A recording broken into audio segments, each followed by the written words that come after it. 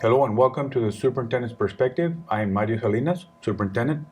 I am joined by Board President Miguel Mike Farias and Board Vice President Dominga Minga Vela. Today's topic is state assessment and enrollment. Ms. Vela. Yes, sir. Good morning. Good Good morning. morning. This is a newsletter from the Texas Education News out of Austin.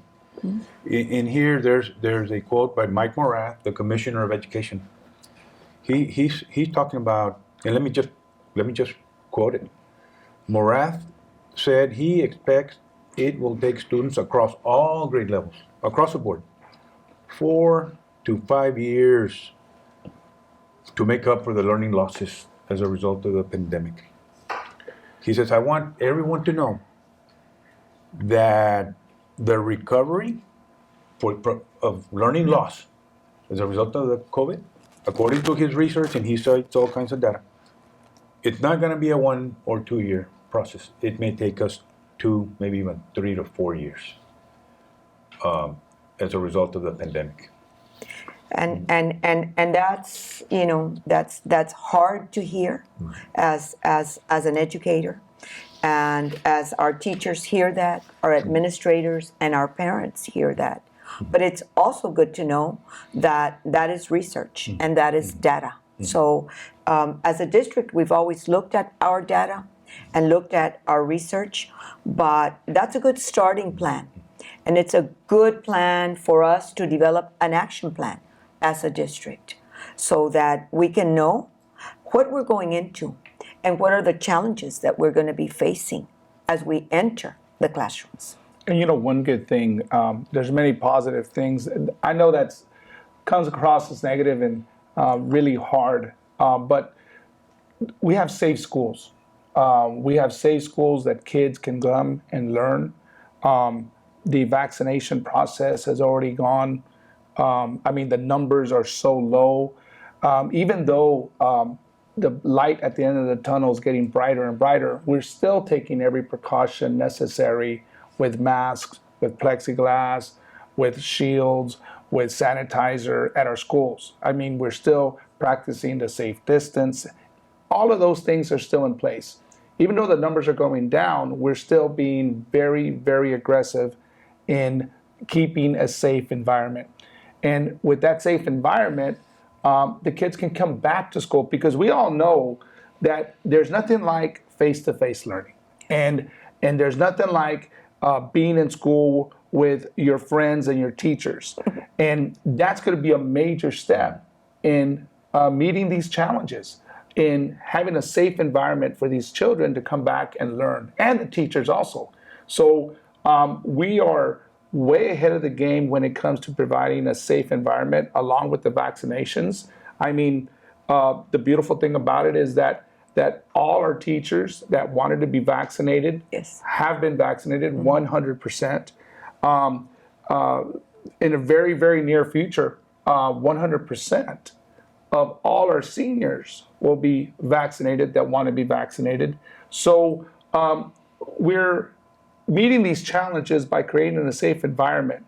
And now it's up to us to see where these children are, so when they do come back, we're ready for them. And, I would like for you to share on what steps we're going to take to make sure that when the child comes back, we need to know where they're at so we can address their needs. And that's really the challenge that we have before us. And that's why we're going to be discussing what we're going to be discussing today concerning the things we're going to do to know where that child is. And this is only to get ready for all of your kids when they come back to school. This is our opportunity to see where your child is, where your student is, so when they come back to school, we have something to help them meet their goals and go forward. Mrs. Vela, your area of expertise is instruction. And I believe that as a board member, your priority is instruction. And as a superintendent, my priority is instruction as well. So with the test around the corner, you want to talk to the parents Absolutely. about your thoughts about the test? Absolutely, and I thank you, Board President Farias. So what you're telling me is that as we begin this process, of asking our students to come back, asking our parents to trust us that everything is set, Yes. everything is ready, everything is safe. So that being said, and we have that guarantee, and we've been working as a district to get that ready for our boys and girls, let's talk about the STAAR test. And so what is it? It's a diagnostic tool used to measure what our students have learned. What have they learned in reading, math, writing, social studies, and science? It measures a year's growth. That we went into the pandemic, that has been hard on us as a district, as a board, as educators. It has been very hard. And we know very well that our teachers have been working very hard with our students, but most of all, our parents. You became teachers overnight. So please trust that as educators and as a board, we are doing everything to make you and make the return of our students to campus safe. The STAAR test will be given this year. We are working on an effort to invite all our students to come and take the test. This year, we will not be graded. Your child will not get a grade. They will not get an A, a B, a C, a 90, a 100, a 50, or 60. What we're looking at is bring them in so that we can afford them to take the test, so that you as a parent and you, your child, know, where is my child? What's his reading level? What's his math level? What's his science level? So that we have a prescribed action plan for your child and for you, so that you know on the first day of school, all right, little Johnny has to stay for tutoring in the morning or the afternoon. What other services can we give your child? Because you are right, Dr. Salinas, that Mike Morath is saying that we are very well aware of that there is going to be a slide and there is going to be a gap for our students. And I'm glad that you asked me, Mr. Farias. We've been working very hard with Dr. Salinas and our curriculum and instruction staff. We just did a benchmark, and I am sure that all parents got the results through our testing or through our principals, so that you could see at the 4th, 6 weeks, where is my child? Where is he going? What is he lacking? But most of all, so that we prepare for the first day of school and we know exactly where everyone is on the starting line. We are going to begin our STAAR testing next week. For the elementary, our first test will be April the 6th in writing for grade 4. At the middle school, it'll be April the 6th for English 1 and writing, grade 8 and grade 7. Also for our high schools, April 6th for English 1 and April 8th for English 2. So we're inviting everyone in, all our students, and we're also letting our parents know. If you have any concerns or you have any questions, feel free to call the superintendent. Feel free to call your campus principal. Feel free to call central office. Yes, and we will give you that assurance. Again, at the end of the day, we are still under parent choice. Yes. The parent choice we honor, we value, and we respect that.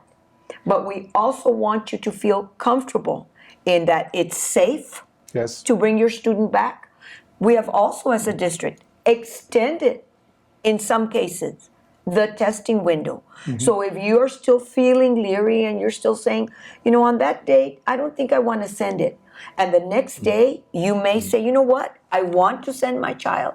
We're also working with our principals and our testing and evaluation department to extend the window to a week. So we have plenty of opportunities for our parents to feel safe and to feel welcome and to be ready to be going for that first day of school. And you know, one thing that sometimes people have a misconception of, that they're going to be testing, there's going to be a bunch of kids all crowded in one room, and they're going to put, no, we're still going to practice all the safety precautions that we have in place. We'll still have the shields. Nothing's going to change as far as safety when your child comes back to school. And during the testing, that's of utmost importance. It's unfortunate that, correct me if I'm wrong, that the only way that TA will accept the testing is if it's done in location. Correct. Now, trust me, if we could have done this testing and provided it at your homes, we would have done it. But we are guided by TA, and TA only allows this test to be done in the schools. Correct. And because of that, that's why we're emphasizing to bring your child to do the testing, mainly just to see where they're at their skill. So we could prepare for some plan, so when they come back, so we can help them know where we can start them. From day one. From day one. From day one. Actually, We're not wasting any actually, time. summer, sir. Oh, that's true. We're going to start Summer. addressing That's some right. of these concerns. In the So summer. we're way ahead of the game already. Yes. We're way Yes. ahead of the game. And I'm glad that you're saying that, President Farias and Dr. Salinas, that if you as a parent are still feeling uncomfortable, visit your school. Go by. Yes. Go by. We have been visiting our schools since the first day of our teachers returning back to school. We walk the classrooms. I know Dr. Salinas has been walking several. Our area directors are doing walkthroughs as we're speaking and visiting our schools. And so you too as a parent may call the principal and set up an appointment and say, can I see my daughter's classroom? Can I see my son's classroom? It's out in the open, and that's why we're also extending the week window so that we have plenty of time to separate our students. We have a lot of classrooms. Our principals, as a matter of fact, right before spring break, we had a curriculum and instruction committee meeting. Dr. Salinas, you were present, and I know that you dialed in, Mr. Farias, and we asked from the curriculum and instruction department an action plan from our principals to tell Dr. Salinas and central office what is their plan to get ready for April the 6th. What does your classroom layout look like? Who will be in each classroom? How many seats are being accounted for? That plan has been submitted on Wednesday before spring break. So yes, we are way ahead of the game. Ms. Vela, can you tell the community out there what tests are in what grades for next week?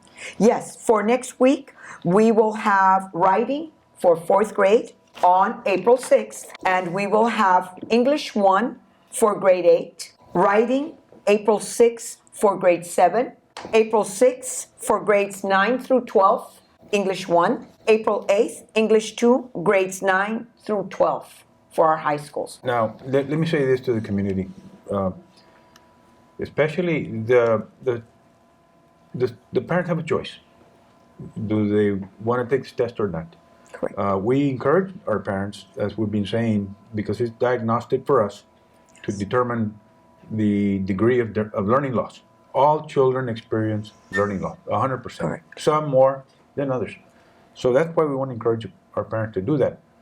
But also we want to caution our parents. For those of you that are taking high school classes, at the middle school, English 1 and Algebra 1, and then at the high schools, you got Algebra, Biology, U.S. History, English 2. The state hasn't waived that. At the high have to school, take it. you need to pass 3 out of 5, Yes. and of course, test to graduate. Let's say, for example, Ms. Vela, that your son is taking biology this year. Let's say they're taking biology, or Algebra 1 at Yes, the 8th Algebra grade 1. or 9th grade. And the state is saying, these are high school classes that you need to show mastery. They're in, of course, test. You need to pass these to graduate. If you're taking biology or Algebra 1 this year, and when we had the parent roundtable on Friday, last Friday, they had a lot of questions with this. I cautioned them. If your children are taking English 1 or Biology 1 or English 2 this year, it just makes sense to take the test this year, because if you wait next year and you're no longer taking biology, You're no longer taking algebra. You're no longer taking English 2. And you wait 1 year to take biology. How much of that material are you going to remember? Yeah, Correct. it's true. How much of Yes. algebra are you going to So remember? the gap just gets wider. Yes. Yes. It's very likely Yeah. that you will fail the class. You're taking it. You're taking English 1 this year. You're taking biology Take this it. year. Take the Yes. test. It's Take it. fresh in your mind. Yes. It just makes sense. Of course. Go take the test. The state of Texas is going to tell you you have to pass the test to graduate. They're not waiving it. And I can tell you also, Dr. Salinas, that our teachers are wanting their children, their students to take the test because our teachers have done a phenomenal job during the pandemic. So it's also a reflection of them as a classroom teacher and encouraging their students because they have been teaching the curriculum. That there has been a slide, we know that. We know that through the technology issues, the internet, not being able to connect. But all the while, as a district, we were giving instructional packets. We were passing out instructional packets, making sure our students were fed. How many meals have we served already? Over 6.5 million meals. Okay, so we also know that a child that is hungry will not learn.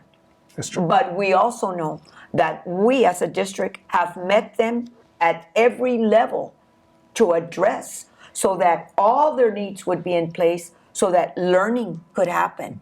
And our teachers, I mean, we had teachers that were teaching from the parking lot when we were closed down Yes. and said that was the only way I could come to address our high school students and end of course because they wanted them on task and they wanted them to be focused. And they went above and beyond without any compensation at all. And I want to address the meals, the 6.5 million meals. I mean, that's phenomenal. And I just want to give credit where credit is due. I just want to thank the food department, the bus department, everybody that was involved because it wasn't a simple task because we weren't just serving meals on campus, we were delivering meals to individuals' homes. And along with the meals, we would also take packets or things that they needed or electronics, hotspots, whatever they needed to help them through this time. So, correct. A child that does not have good nutrition cannot learn or focus. So we not only went out there and supported their education, but we also fed them and played a major part. And I'm glad you brought that up because it isn't just one element; it's several elements all working together. Correct. And we're going forward with this, and we're going to be. The schools are open. It's still parents' choice. Yes. But I love Ms. Vela's opinion or recommendation. If you as a parent want to go and visit the school, go for it. You will be pleasantly surprised of how clean, how efficient, how well we have everything organized, separated, sectioned out for the safety of your students. So I encourage you, that's a great idea. Go and visit your school. If you have any questions, go and visit your school. The principal will take time to explain to you the protocols and everything else. That way you have peace of mind knowing that you can send your kid, your child, to a safe environment to learn. And remember, President Farias, back in September or October, there were several of us, board members, we got on a bus and we went and delivered meals because we actually wanted to see our students. We wanted to see the community. And the lines were long of people driving up, of walking up to the bus. We handed out that day, I think we handed out like 500 meals. Yes. And so we also, as an active board, have taken an active part in being involved in our community. And again, Dr. Salinas, as you said, all for our boys and girls and our parents too. That's all our future. That's all our hope. Those are your children, but they're also our children. And like you, we want the very, very best for them. We invite you to come. We invite you to come. We invite you to visit your schools. We invite you to ask that principal, can I see the layout? Where's my child going to sit? How long is the test going to take? And again, we want to be very clear and honor and respect that it is parent choice. is. It is parent choice, but also to make you feel very comfortable that there will be no grade.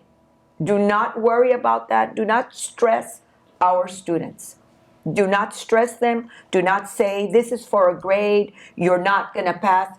We are here to support you. We want it so that you and your child know exactly where we're going. And you talked about summer school. So can you tell us a little bit about that, Dr. Salinas? Well, we're starting an instructional task force to address learning losses and other Needs. other instructional programs that we have, instructional needs. One a task force for the elementary, one for middle, one for high.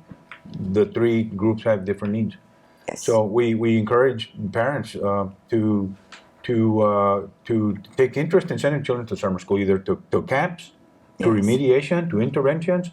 So we're planning a variety of instructional programs for summer. And we're also going to come out with that plan to inform our parents early, hopefully by May, so that also we know that you're making plans or making summer plans so that you incorporate those dates into your plans. Because again, you're our parents. You are very, very important to us. And you also need to know ahead of time what we're doing so that you may plan it out. As I told Dr. Salinas when we first started the vaccination, that we wanted to put out a schedule so that all of us could clip it on the refrigerator door.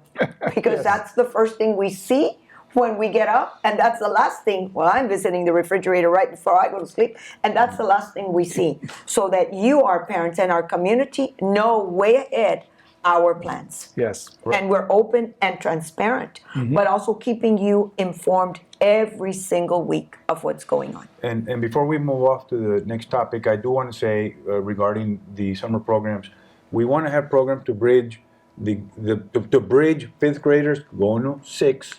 That's a huge transition from going to a small, homely, protective environment to a bigger pond. And we also want to bridge 8th graders going to 9th. To 9th grade. Get them ready for that experience. So that also is in the And I'm glad you're saying that, because I was just talking about when we used to have 5th grade to 6th grade orientation. We would get our buses and we would get our 5th graders ready and we would take them to visit our junior highs. We would take them, we would walk them in the school. I don't know if we're going to be doing that plan, but if you're the parent of a 5th grade student and you have questions about where your child is going to go or what the school is going to look like, call that campus principal and tell them, principal, can I do a walkthrough? Can I see what the halls look like? Can I see where is athletics? Where is band? Where is the cheerleading classes? Our schools are open to you. They belong to you. That's true. We are just helping you in that process. Ms. Vela, another area where you've been adamant and you've taken much interest in is finding our students that we know that across the state of Texas, including in Edinburgh, we have almost 2,000 students that we don't know where they're at. Well, they're somewhere, and they're in our community. So I know that you've taken a lead on that. But I do want to say this: in some of our students, they've gone to other schools. In my previous role as an assistant superintendent, I spoke to parents daily. I spoke to parents daily. Yes, you did. About issues they're having on campus, or they want to go to one campus or the other, or they're coming from other districts and they want to come to our schools. I do want to say this. Our school district has been around more than 100 years. Yes. We're very good at what we do. It takes time to be very good at what you do. We have very good teachers that in our district. I know some of the schools that are cropping up in our backyard. They've been around a few years. They're kind of learning on the job. We know what it is to educate our children at the very best. We've produced brain surgeons, top-notch doctors, top-notch teachers, top-notch lawyers, top-notch businessmen. We've produced it. So our schools are good. We're good at what we do. Yes. Now, I can tell you that I'm going to share with you some of the anecdotal stories that and just some because we don't have time to talk a whole lot. But I know that 2 years ago I had a nurse from one of our local hospitals. She came, or he came to talk to me, and he wanted for his son to play football. But his son was going to a charter school. He said, in this charter school they don't do sports, but my son wants to play football. He's in 7th grade. He's in 8th grade. He's going to be in 8th grade this year. He's been at this charter school for 5 or 6 years, but he wants to play football at the high school, at one of our high schools, and he wants to get ready for that. He wants to go to one of our middle schools to get ready for that. And I said, sure. So I started talking to him. Let me see your report card so we can more or less gauge what kind of classes they're going to take. And I told him, is he pre-AP? No. He's like the smartest. He's like the smartest kid on that school. He was telling me that. This nurse, he's super smart. And so I said, okay. So I picked up the phone, called the counselor. I said, look, I'm sending you so-and-so. He's going to register his son. He's all pre-AP. Give him Algebra 1. Give him all of that. Right? That happened like in August. In April, he came back. In April, 7, 8 months later. And he came to visit me. He said, Mr. Salinas, I'm here. I know you remember me and my son. Oh, I remember you very, very well. I remember you very well. So how can I help you? I said, sir, I told him, how is your son doing? And he told me he's struggling in algebra. He's barely making it. He's barely making it in these classes, in English 1 and algebra. And I told him, how can I help you? He says, I have 2 daughters at this school, at this charter school, and I want to pull them out and transfer them close to where I work, because my daughters, when they get to middle school age, they're gonna want to be cheerleaders. Correct. And I don't want what happened to my son to happen to my daughters. I don't want them to struggle when they come into this area, because now I know rigor in these schools is not really rigor. Rigor is coming to your schools. Now I know that he was the top student over here, but we come over here, we're barely surviving. I don't want that to happen to my daughters. Yep. And then I can tell you, that's not the only parent I dealt with. The similar experiences, gotten hopelessly behind when they come back to our schools 3 or 4 years in these experiences, and then they're so far behind with the rigor. Yeah. So I just wanted to put that out there, that our schools, when it comes to rigor, Our schools are taught, as you, the well-know, our parents, that when your children come home, they come with work that is quality work, that is quality homework that is being requested as a district. We have an I-curriculum that is put together. It's a lesson plan. It's a curriculum that is put together by our teachers, by our administrators, so that it facilitates the teaching and the learning of your student. Our teachers go to the I-curriculum and their lesson plan is scripted day by day, hour by hour, minute by minute. You're correct. Our students are getting quality, rigor instruction. And I'm glad that you talked about the recruitment. And we want to say that AEC-ISD is the best place to be. We have our UIL teams, our athletic teams, our band, our mariachi, making it to the state level. We have so much to offer, not only in academics, but to make your child a well-rounded student that can go on to be a superintendent, a surgeon, a successful businessman. It is here in your home, in your community. And again, we have told you that we are inviting you to come. If you have any reservations, we are inviting you to come. Those of you that are still at home, again, that is your right. But the students that we have lost, where are you? Come back. We need you. This is your house. This is your school. And this is your district. And we're here to help you. If you need food, if you need clothing, if you need transportation, if you need technology, We have it all here, waiting just for you. Come back to us. We're waiting for you. The other thing that I want to mention, Mr. Farias and Ms. Vela, is, and I want to overemphasize this. We believe and are committed to high quality after school programs. Because during the school day, Let's talk about that. We don't Yes. think we can, if there's enough hours in a day to deliver the rigor that we want to in our children and to deliver a well-rounded student. And we are committed to high quality after school program, not babysitting. No. For the parents that want that, we are going to offer that.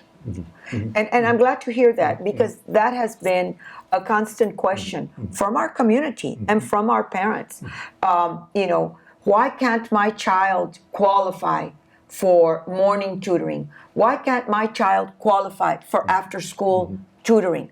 Why can't my child qualify for an enrichment class? If my child doesn't need tutoring, what enrichment classes are you offering for them? Where can they learn to develop or write a research paper? Where can they learn animation? Where can they learn more band or exemplify their cheerleading skills? My child doesn't need academics. What are we as a district offering as an enrichment above and beyond, before school and after school?